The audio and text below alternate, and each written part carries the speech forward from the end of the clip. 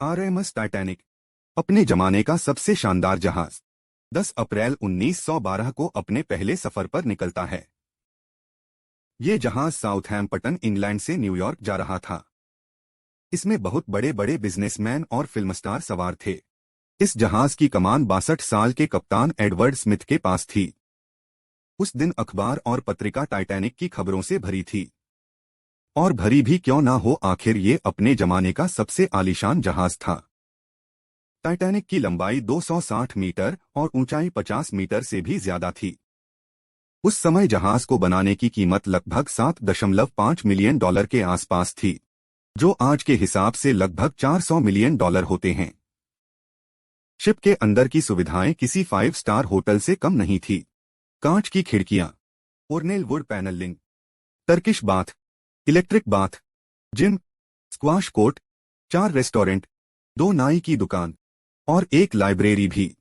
और तो और जिस तरह की सेफ्टी फीचर का इस्तेमाल किया गया था टाइटैनिक को बनाने के लिए। जहाज को अनसिंकेबल कहा जाता था, मतलब ये जहाज कभी डूब ही नहीं सकता। जिस कंपनी ने टाइटैनिक को बनाया था उसका नाम व्हाइट स्टार लाइन था। इसके vice president Philip S Franklin ने क्राउड को संबोधित करते हुए ये कहा था कि ये जहाज अनसिंकेबल है। जहाज के यात्रियों को उनके टिकट की कीमत पर अलग अलग कोचेस में बांटा गया था। फर्स्ट क्लास में यात्रा करने वाले सबसे अमीर लोग थे, जिसमें बिजनेसमैन, पॉलिटिशियंस वगैरह शामिल थे।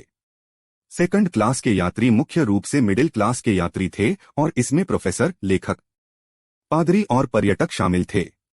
और थर्ड क्लास में मेजॉरिटी लोग वर्कर्स थे जो अमेरिका अपने बेहतर जीवन की खोज में जा रहे थे। 14 अप्रैल 1912 की रात 11:40 पे टाइटैनिक के लुक आउट पॉइंट पर खड़े फ्रेडरिक फ्लीट को जहाज के सामने एक बड़ा आइसबर्ग दिखाई देता है। फिर वो चिल्लाकर जहाज को रोकने को कहता है। ऑफिसर विलियम मर्डोक इस आवाज को सुनते हैं और निर्देश जारी करते हैं कि शिप को लेफ्ट मोड़ा जाए। पर बहुत देर हो चुकी थी। शिप 30 सेकंड बाद आइसबर्ग से टकरा जाता है। ये कोई आम आइसबर्ग नहीं था, ये लंबाई में 200 बाय 400 फीट का था। इसका वजन 1.5 टन था। इसका प्रभाव जहाज के सामने दाईं ओर हुआ। इसके वजह से शिप में छोटे छोटे होल हो गए, जिससे पानी अंदर आने लगा। टक्कर के तुरंत बाद कप्तान एडवर्ड स्मिथ और शिप का आर्किटेक्ट थॉमस एंड्रयू तुरंत पहुंचे ये देखने के लिए कि जहाज को कितना नुकसान हुआ है।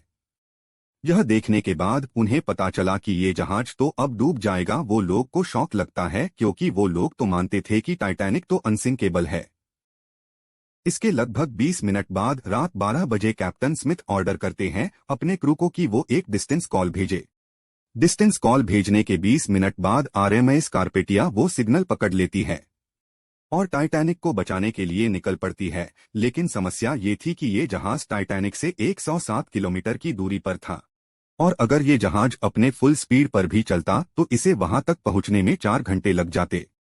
बाकी और क्रू मेंबर्स फ्लेयर और रॉकेट जलाते हैं हवा में इस उम्मीद में कि कोई जहाज उन्हें देखेगा और उन्हें रेस्क्यू करने आएगा। इसके बाद कैप्टन स्मिथ ऑर्डर दे देते हैं कि शिप को खाली किया जाए, शिप में रखी लाइफबोट का इस्तेमाल करके। और प्रोटोकॉल के हिसाब से महिलाओं और बच्चों को पहले इवैक्यूएट करना शुरू किया गया। प्रबंधन की कमी से जो पहली लाइफबोट उतरी थी उसमें 65 लोगों की जगह थी, पर बैठे केवल 30, मतलब आधे से भी कम। लेकिन समय के साथ साथ कंपार्टमेंट पानी से भरने लगे और यात्रियों के बीच भगदड़ मचने लगी। रात 1 बजे तक जहाज के आगे वाले हिस्से में पानी भर गया था, जिसके कारण आगे वाला हिस्सा डूबने लगा और पीछे वाला हिस्सा उठकर पानी से बाहर आ गया। जब जहाज का टिल्ट इतना हुआ तो हड़बड़ी मच गई। लोग एक दूसरे से लड़ने लगे लाइफ बोट में बैठने के लिए। लेकिन समस्या ये थी कि लाइफबोट की भारी कमी थी। केवल 20 लाइफबोट थी पूरे शिप में, जिसमें 1200 लोग आ सकते थे, जबकि जहाज में 2400 से ज्यादा लोग थे।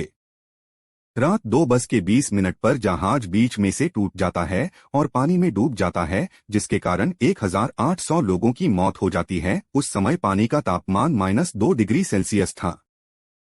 कप्तान एडवर्ड स्मिथ अंत तक भील पर ही बने रहते हैं और जहाज के साथ डूब जाते हैं। और कुछ लोग तो यहाँ तक कहते हैं कि उन्होंने खुद को गोली मारकर आत्महत्या कर ली थी। आरएमएस कार्पेथिया जहाज जो टाइटैनिक को बचाने के लिए निकला था वो 3:30 पर वहां पहुंचता है और जो लोग लाइफबोट में थे उन्हें बचा लेता है।